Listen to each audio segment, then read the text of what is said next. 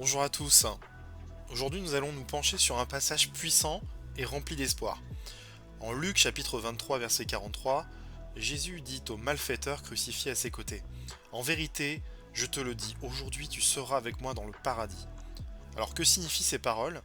Qu'est-ce que le paradis dont Jésus parle? Pourquoi s'adresse-t-il à un malfaiteur? Pourquoi utilise-t-il le mot aujourd'hui? Prenons un moment pour explorer cette déclaration en profondeur en nous appuyant sur les Écritures et en cherchant à comprendre le message extraordinaire de Jésus. Alors le contexte, nous sommes au moment effectivement de la crucifixion. Jésus donc est cloué sur la croix entre deux malfaiteurs. L'un d'eux se moque de lui, mais l'autre, dans un acte de foi bouleversant, reconnaît son péché et le caractère unique de Jésus. Il dit: Souviens-toi de moi quand tu viendras dans ton royaume. En Luc chapitre 23, verset 42. La réponse de Jésus est immédiate, pleine de grâce et de certitude. Aujourd'hui, tu seras avec moi dans le paradis. Eh bien, c'est un moment clé. Alors que le monde entier voit un condamné en train de mourir, Jésus offre à ce malfaiteur une promesse éternelle. Alors, qu'est-ce que le paradis?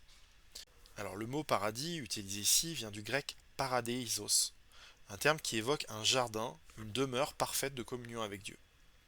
Ce mot est utilisé dans d'autres passages, comme en Apocalypse chapitre 2 verset 7 où il est écrit: Au vainqueur je donnerai à manger de l'arbre de vie qui est dans le paradis de Dieu. Dans l'Ancien Testament, le paradis rappelle l'Éden, ce lieu où l'homme vivait en harmonie avec Dieu avant la chute, en Genèse chapitre 2. Mais ce que Jésus promet ici dépasse la restauration d'Éden. Il annonce une communion immédiate avec lui dans une dimension spirituelle qui précède même la nouvelle création décrite en Apocalypse chapitre 2 verset 1. En Apocalypse 21, pardon.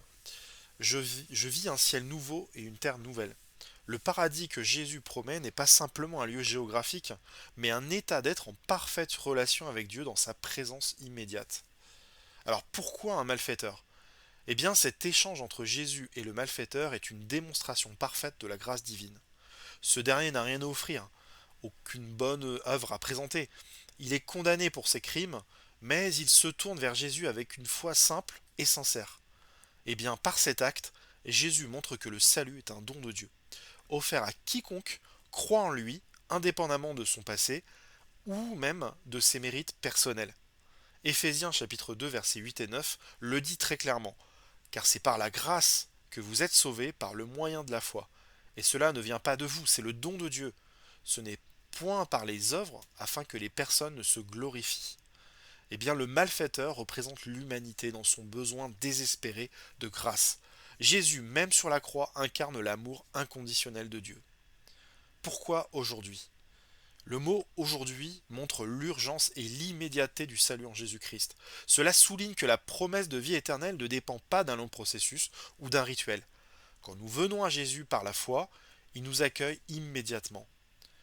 Cependant, cette phrase pose aussi des questions. Jésus parle-t-il d'une entrée directe dans le paradis après la mort ou d'un état futur au moment de la résurrection finale? Certains versets, comme Apocalypse chapitre 21 versets 1 à 4, parlent d'une nouvelle création, où Dieu établira sa demeure parmi les hommes, sur une nouvelle terre. D'autres passages, comme 2 Corinthiens chapitre 5 verset 8, laissent entendre qu'être absent du corps signifie être présent avec le Seigneur. Il semble donc que Jésus promet à ce malfaiteur une communion immédiate avec lui après la mort, dans une réalité spirituelle, en attendant la pleine restauration du monde à venir et la résurrection de la chair. Alors, quelle leçon pour nous aujourd'hui? Eh bien, ce passage nous enseigne plusieurs choses profondes. Le salut est un don gratuit, nous n'avons rien à offrir à Dieu, mais il nous offre tout en Jésus. Deuxièmement, la foi, même dans nos derniers instants, suffit. Le malfaiteur nous montre que l'essentiel est de se tourner vers Jésus avec foi, quel que soit le moment de notre vie. Le paradis, c'est être avec Jésus. Plus qu'un lieu, c'est une relation, c'est vivre dans la présence parfaite de notre Sauveur. Alors que nous réfléchissons à ces paroles de Jésus, eh bien demandons-nous, avons-nous cette certitude de communion avec Dieu? Jésus a tendu la main à un malfaiteur sur la croix, lui offrant le paradis par la foi. Cette même promesse est disponible pour chacun de nous aujourd'hui.